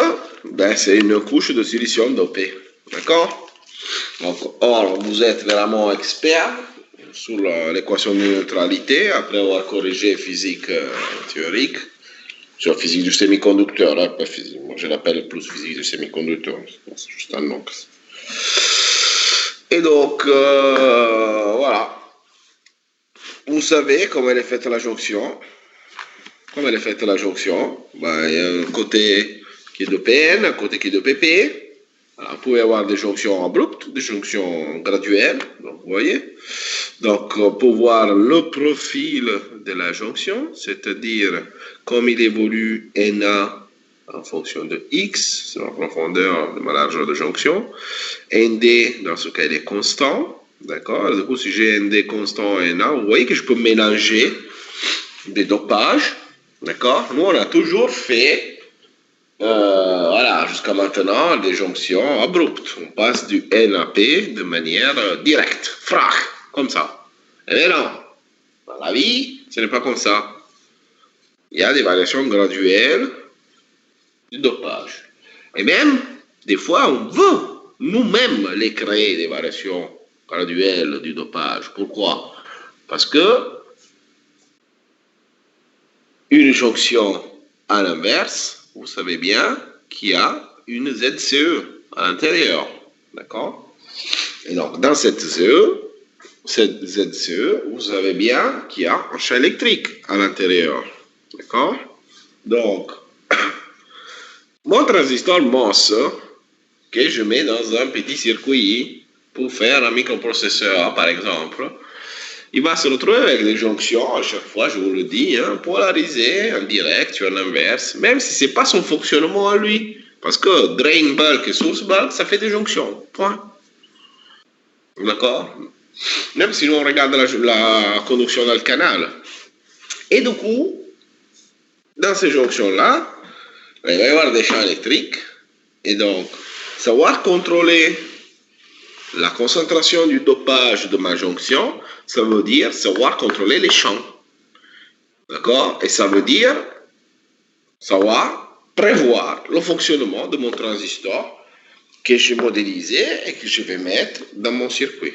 Okay? Si je ne prévois rien, que je fais des transistors n'importe comment, eh bien, mon circuit, ce sera n'importe quoi.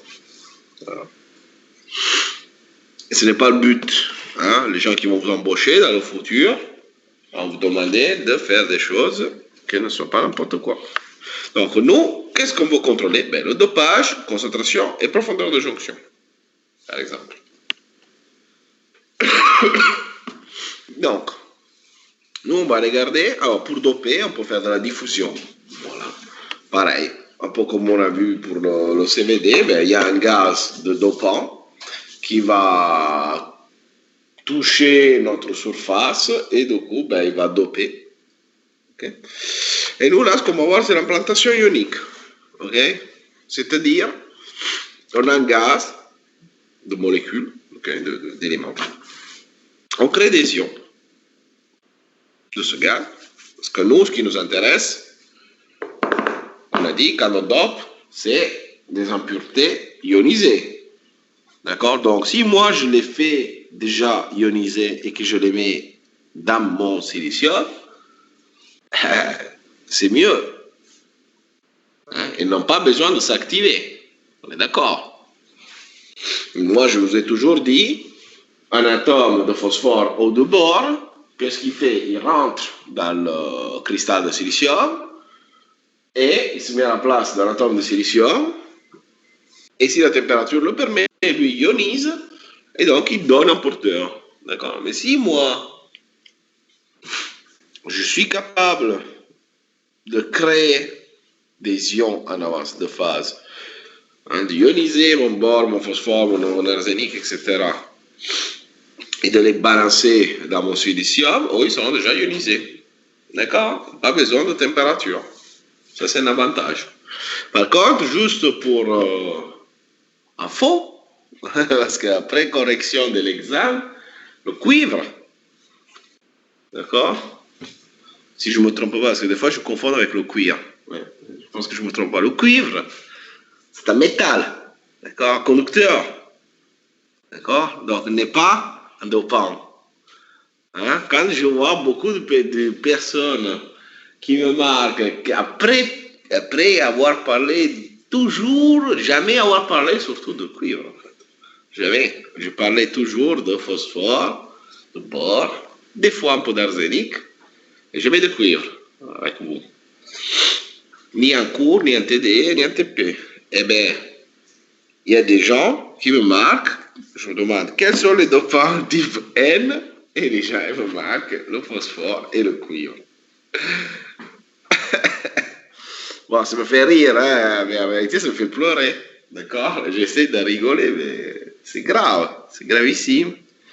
Ça veut dire que vous avez tiré au hasard, d'accord? Ou vous avez rien compris. Voilà, il y a deux possibilités.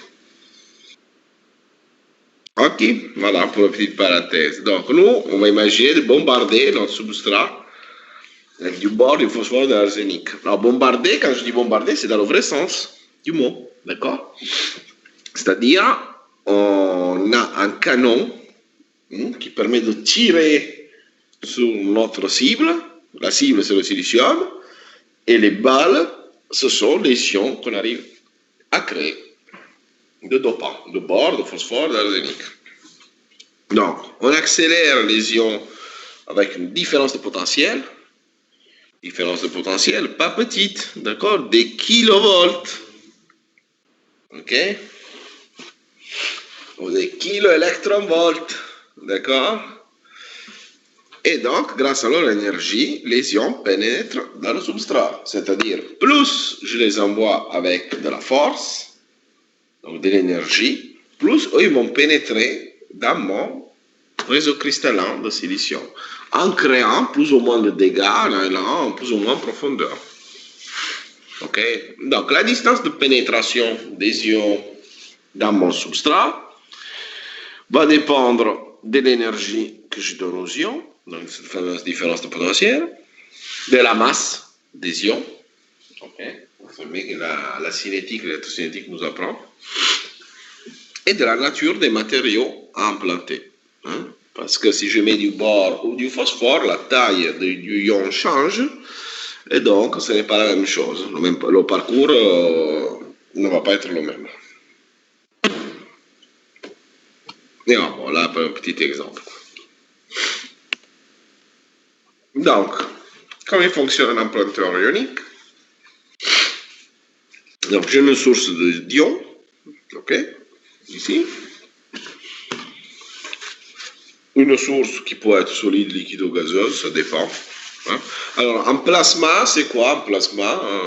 Vous savez que quand vous allez donner le sang, maintenant c'est quelque chose qu'on ne fait plus, je pense, à cause du Covid, mais c'est dommage d'ailleurs.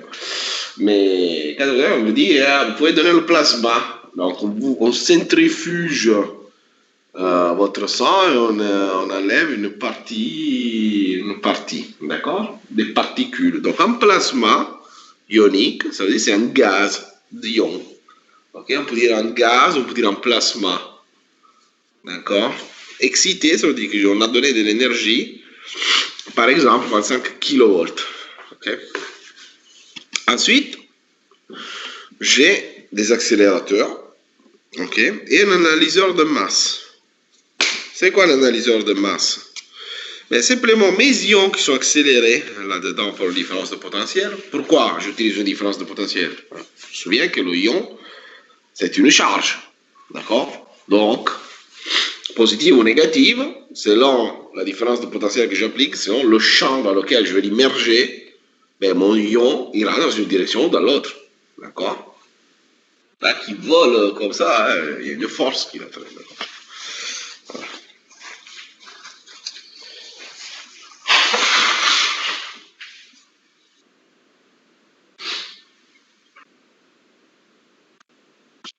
Voilà, donc j'accélère mes ions, et selon la masse qu'ils ont, ben, eux, certains pourront passer, certains non, dans ce virage, ils seront réaccélérés, ok,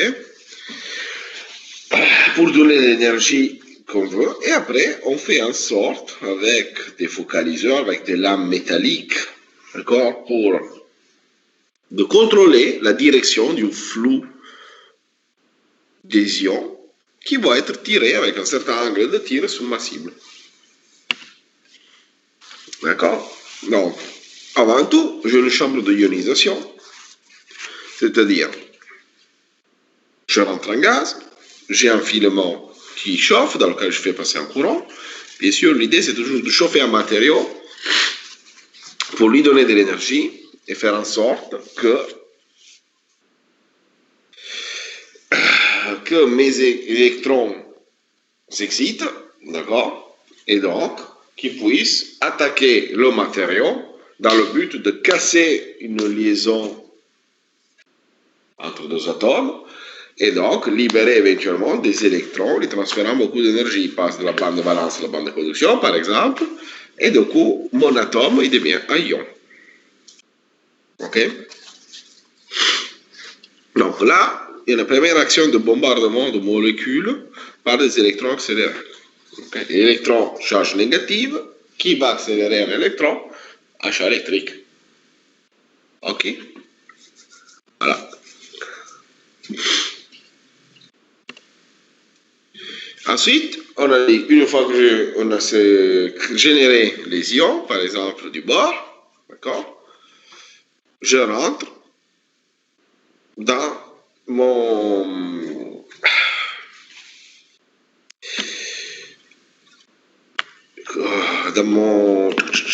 bon, j'ai pas le mot, ok, dans la partie qui va sélectionner le ion, ok.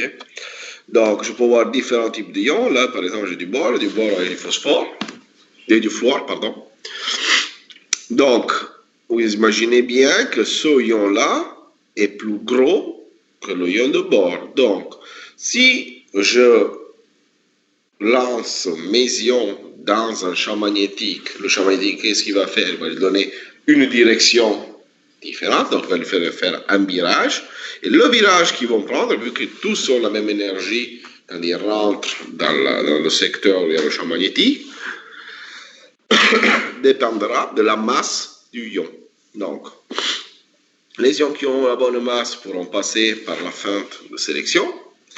C'est une vraie feinte, hein, un trou quoi, dans une plaque métallique. Alors que les ions qui n'ont pas la bonne masse, ben, ils vont prendre un rayon, une courbure avec un rayon beaucoup plus large, beaucoup plus petit, donc ils ne passeront pas la feinte de sélection.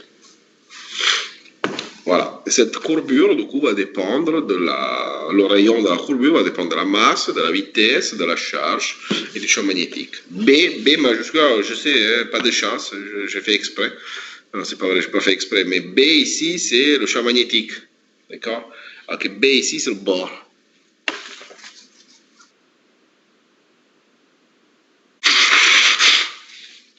Voilà. Donc, une fois les ions sélectionnés, on a dit on va les accélérer avec des électrodes. Donc, dans des énergies qui vont de 20 à 200 kV. Okay, c'est énorme. Donc, 1 mégaélectronvolt pour les emprunteurs, très haute énergie. Et ensuite, ben, selon ce qu'on a besoin de faire, on va faire un balayage ou pas d'une surface si on a besoin de faire un dopage uniforme sur le substrat ou dans des zones bien précises qui peuvent être masquées, par exemple, par du silicium, par de l'oxyde de masquage. Donc, l'avantage de l'implantation ionique par rapport à la diffusion, c'est que l'énergie des ions permet de contrôler la profondeur des ions qui pénètrent dans le silicium. Beaucoup de facilité, donc, pour ça. Pourquoi? Parce qu'on connaît le réseau cristallin du silicium, on connaît où sont les trous, et donc, selon l'angle et l'énergie que je vais adopter pour tirer dedans, je sais précisément à quelle profondeur peuvent aller mes électrons, mes ions. Par contre, le risque, c'est, vu l'énergie qui est adoptée pour l'implantation, c'est de créer des défauts à la surface, soit à la surface oxyde silicium, soit sur le silicium. Donc, chose que nous, on veut toujours éviter. Hein. On sait bien que, voilà, l'objectif, c'est d'avoir une interface oxyde-silicium toujours propre. Voilà. Donc, avant de commencer le modèle, vu que vous n'avez pas encore fait la gaussienne, on peut le faire la prochaine fois. Okay, donc, on a vu l'implanteur ionique.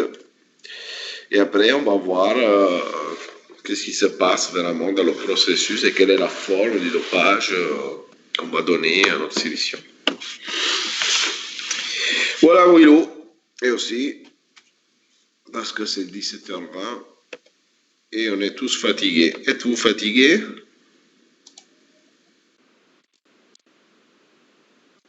Non. Quelqu'un me répond non. Là. Oui. Ah, Dunas, c'est toujours fatigué. Est-ce qu'il y a des questions?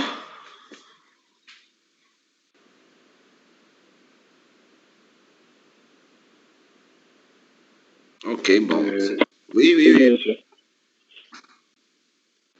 J'ai deux questions.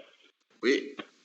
La première, c'est par rapport au dopage que vous avez expliqué au début de cette partie-là. Vous avez parlé qu'on voulait contrôler la profondeur du matériau et le dopage. Oui. C'est pas bon. Moi, ma question, c'était de savoir en quoi est-ce que le contrôle de la profondeur est important du matériau et voilà, genre l'impact que ça aura sur le matériel, quoi, concrètement, sur le plan pratique, quoi. Yes. Alors, regarde ça, je te fais un petit dessin. Donc, ça, c'est le transistor MOS comme on le dessine en cours. D'accord?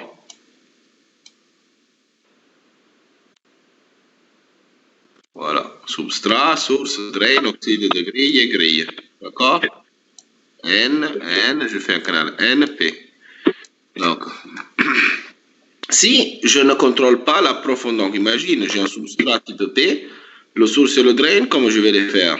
Je vais les faire avec par implantation ionique, par exemple.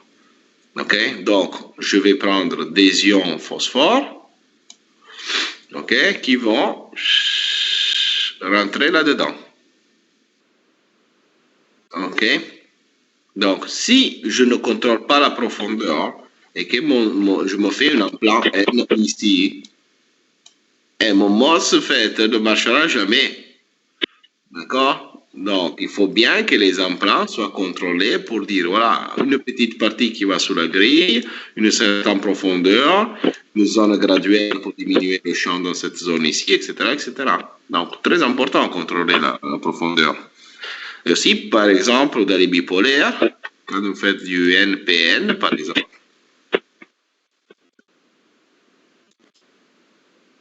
mince, N, eh bien, savoir que la distance de base, la largeur de votre base est importante parce que sinon, tous les électrons qui viennent de l'émetteur vont recombiner en base et ne vont jamais aller dans le collecteur. Si vous ne contrôlez pas, parce que le bipolaire, nous on le dessine comme ça, hein, mais on est sur une technologie planaire.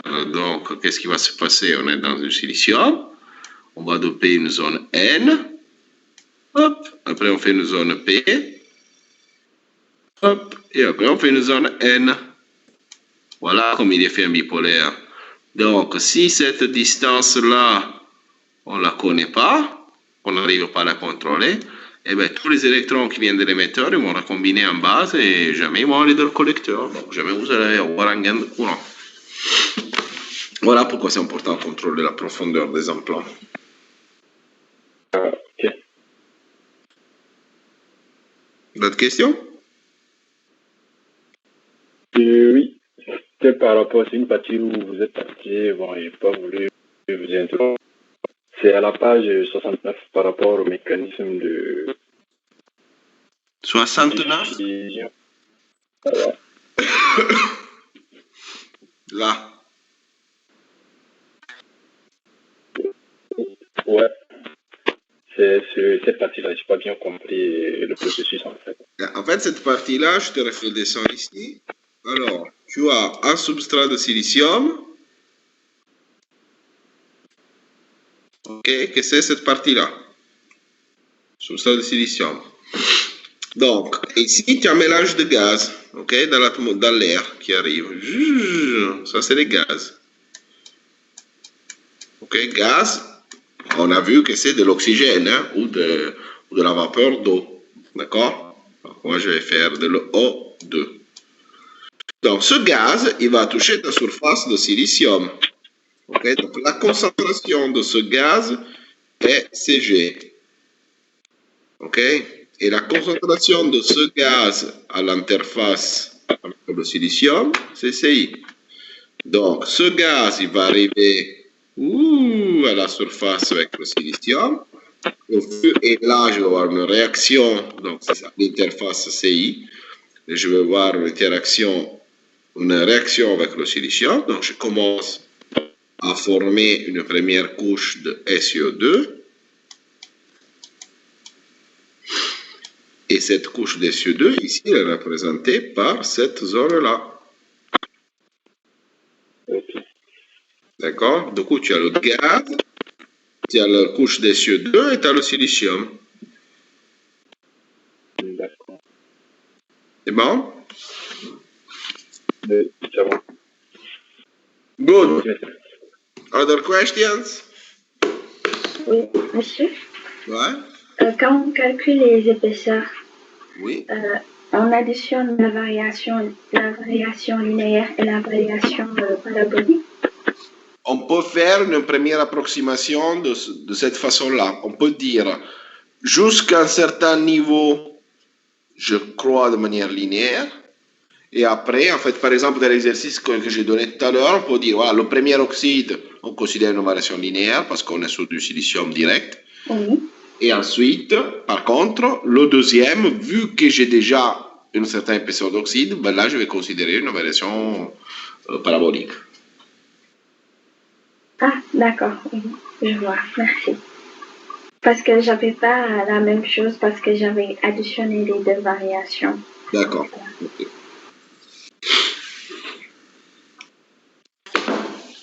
Other questions?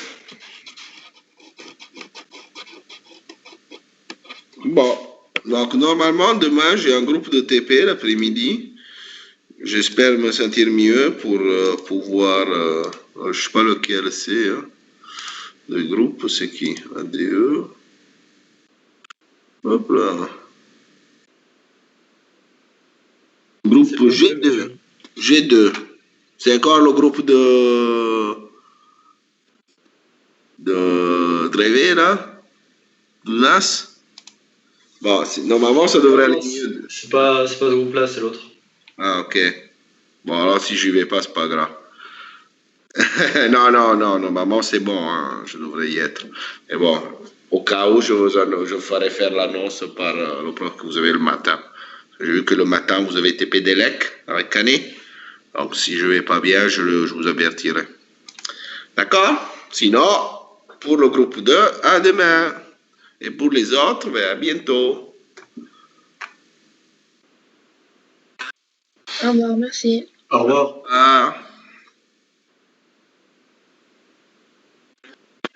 Au revoir, monsieur. Au revoir.